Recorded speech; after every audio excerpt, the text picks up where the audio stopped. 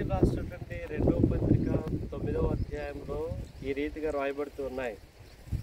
విత్తువానికి విత్తనమును, తినుటకు ఆహారమును దయచేయు దేవుడు మీకు విత్తనము దయచేసి విస్తరింపజేసి మీరు ప్రతి విషయంలో పూర్ణోదార్య భాగ్యము గలవారగునట్లు మీ నీతి ఫలములు వృద్ధి పొందించును. అయ్యగారు కొంచెం జరగండి.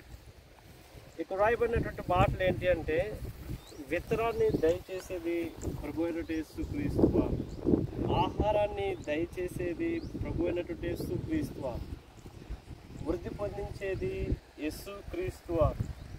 మత్తయి సువార్తలో మనం చదువుకుంటాం, ఆయన నీతిమంతుల మీదను అనీతిమంతుల మీదను తన సూర్యుని ఉదయింపజేసి వర్షమును కురిపించుచున్నాడు అని. కాబట్టి సమస్తం కూడా ప్రభు అయినటువంటి యేసుక్రీస్తు వారు, యెహోవా తమకు దేవుడిగా గల జనులు ధన్యులు అని బైబిల్ సెలవిస్తుంది. కాబట్టి ఈ లోకంలో అన్నిటిని దయచేసేటువంటి యేసుక్రీస్తు వారిని మన దేవుడిగా మనం కలిగి ఉంటాం. మన జీవితాలకు ఎంతో ఎంతో ధన్యకరం, ఆశీర్వాదకరం. ప్రభు ఈ మాట మనం విని కూడా దీవించి ఆశీర్వదించుకుంటాం. ప్రేయర్ చేయండి. ప్రభు ఎంతో వందనాలు, స్తోత్రాలు చెల్లించుకుంటూ ఉన్నాం. గొప్ప దేవుడు, సమస్తము మీ వలన అయి ఉన్నాయి.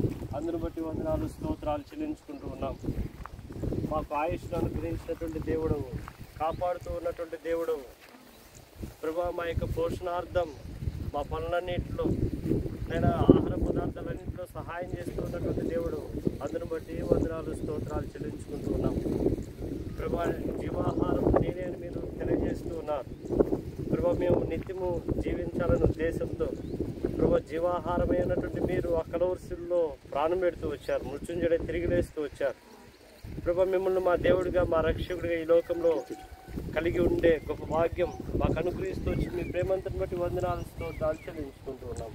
దీవించి ఆస్వాదించమని యేసుక్రీస్తు నామమున వేడుకొంచున్నాం తండ్రి. ఆమేన్.